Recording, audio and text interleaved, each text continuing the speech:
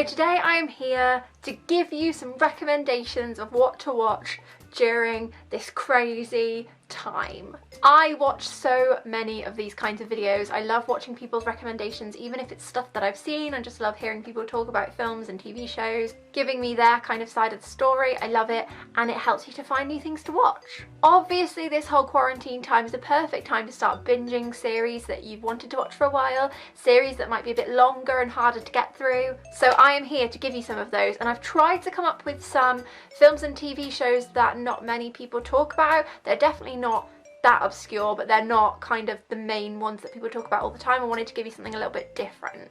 So let's get straight into it. I will talk about TV series first. I'm pretty certain that everything I'm going to mention is on Netflix. I'm like almost 100% certain. I mentioned in a previous video that I'm going to do a kind of Disney Plus recommendations because that's a new thing that I've been loving. So that might already be up or it'll be coming soon. So go over and check that out if you want to find things to watch on Disney Plus. But this is going to be more of like a Netflix one. I've made a little list and I've tried to kind of go through all the genres that I tend to watch and pick out a few from each. So if you prefer comedies or something a bit darker, there's kind of something in here for you. So let's get into it. So the first two, like I said, are a bit darker. So these are kind of very thrillery, gross at times shows, but with great stories. So first one is Mindhunter. Before I even tell you what it's about, it's a very dark show. Look it up before you watch it, but for me, it's so interesting. It's basically about the team of people who first kind of coined the phrase serial killer. So back in the day, people didn't know what a serial killer was. Generally, most murders were assumed to be out of revenge or because they'd had a disagreement, and people didn't really understand the kind of psychology behind it. But this is a series about the team of people who began to understand it, and it's so interesting if you are kind of into psychology and that sort of stuff. It also stars one of my favourite people, which is Jonathan Groff. He is the main character, and honestly, it's so good. If you like that kind of stuff, I would totally recommend. Very dark, but so interesting and gripping. Like, we binged it so quickly. Next one is Bates Motel. Again, another one that's super dark, but if you like horror films, especially the film Psycho, it's basically a show about the lead up to the film Psycho, and if you know about Psycho, it's about somebody called Norman Bates. He's crazy, and this is kind of the story of how he grew up and his relationship with his mother and how that kind of transformed him into a very bad person. But it also makes you feel for him and for his mum and their relationship. Honestly, the acting is incredible, like one of the best shows in terms of acting that I've watched. So Norman Bates is played by Freddie Highmore, who is incredible, and then Norma Bates, his mother, is played by Vera Farmiga. I don't know if that's how you pronounce her name, but she is also in the Conjuring series, and she's just absolutely incredible. I love her so much. Her role as Norma Bates is probably my favourite in the show. But I would definitely recommend watching Psycho first if you've not seen it. It's very dated and old, but kind of necessary to really get the most out of Bates Motel. So next are more like light relief comedies that are so easy to watch and binge, that I think are really great and I don't really hear many people talk about. The first one is Community. Community is very long, like there's lots of episodes and seasons to get through, so I feel like when you look at it on Netflix you think, I can't do it. But honestly, it's so easy. It's very like a background kind of program, but it does also have a great story. It's just hilarious. It's basically about a bunch of people who go to a community college and they all become kind of a unit and they all become friends, and it's just kind of a sitcom around what goes on at community college, and it's brilliant. There's so many good actors and actresses in it. I'm not going to list them all, but it's hilarious. It gives me kind of Brooklyn Nine-Nine vibes. It's that kind of silly, stupid comedy, but it does have a nice storyline and you really love the characters and the character development and that sort of stuff. Which brings me swiftly on to Brooklyn Nine-Nine. Again, super easy to watch, absolutely hilarious. Andy Samberg is one of my favourites. I don't know if you know The Lonely Island, but that's where it all started. And honestly, such a good show. Brooklyn Nine-Nine is hilarious. It's basically about the police in Brooklyn, but it's a comedy and it's so stupid but funny and I love it. Another great one to binge. Now on to some more kind of family friendly ones. Both are very musical, and the first one is Once Upon a Time. This is one of my favourite series ever. If you love Disney like me, I'm sure you do, I know a lot of you that watch my videos are big Disney fans, you need to see this show. If you love Disney, you need to watch this show. If you love fairy tales in general, it's basically about a town that have been put under a spell to live a very normal suburban life like what we're all used to, but they are actually all fairy tale characters. Honestly, cannot think of a single Disney character that does not come up somewhere in this whole series. And it's not just Disney, the Wicked Witch of the West is in there too, it has all sorts of stuff. And it's all about a little boy who finds out that they're all under a spell and tries to kind of sort it all out and get it back to normal, and it flashes between the now and back in the day when they were these fairy tale characters and what happened during that time, and it's so cool. I feel like towards the end they kind of dragged it out a little and had all these crazy storylines going on, but right at the very end they closed it off in a really nice way, and I loved the series as a whole. It's brilliant, and like I said, if you love Disney, you'll love it. And finally on TV series we have Glee.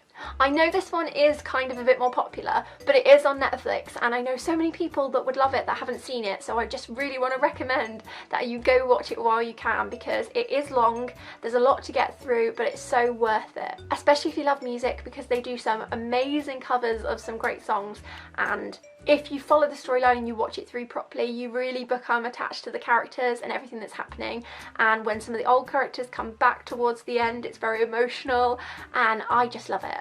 It's cheesy, but it has this slight dark comedy. It's directed by Ryan Murphy, who also directs American Horror Story, so there's that very like dark comedy element through it, but it's still quite family friendly and really funny. So on to films. I've kind of tried to pick from different genres, again, that I tend to watch more so. I've gone for a very strange and random selection here, but they're all on Netflix, and I'm trying to think of ones that maybe people haven't seen or have been planning to see but not quite got round to it. So these are just completely random films that I love that I think you should watch, seeing as we've all got lots of time on our hands.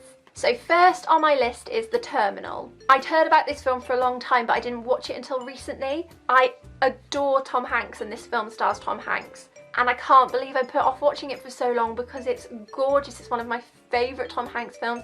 It's so uplifting and nice and just like your typical Tom Hanks classic. It's basically about a man who comes over to America for a trip, and while he's flying over, his country is kind of shut down in some way. That means that his visa isn't viable when he arrives, so he basically is stuck in the airport. They tell him they can't send him home, but they also tell him he can't go into the US, so he is literally just living in the airport. It takes a long time for his country to get back to normal, so he is stuck in the airport for a long time, and he becomes friends with the people in the shops and the people that clean around and the people that check the baggage, and just everybody that works at the airport he becomes really good friends with, and it's just a story about that, and it's great. Next is Just Like Heaven. This is a cheesy chick flick, but I love it. It stars Reese Witherspoon and Mark Ruffalo, who are two of my faves. When I tell you what it's about, you're going to think it sounds quite morbid, but it's actually not. It's very light-hearted and just your typical chick flick, but basically it's about a woman who is in a really tragic accident, and she's in a coma, and her like spirit kind of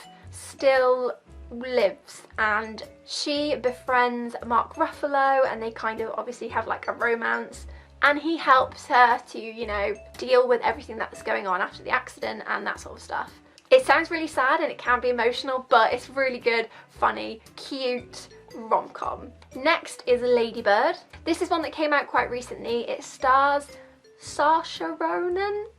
Don't know if I'm pronouncing that properly, but she is amazing. You'll definitely recognise her. She's in so many films.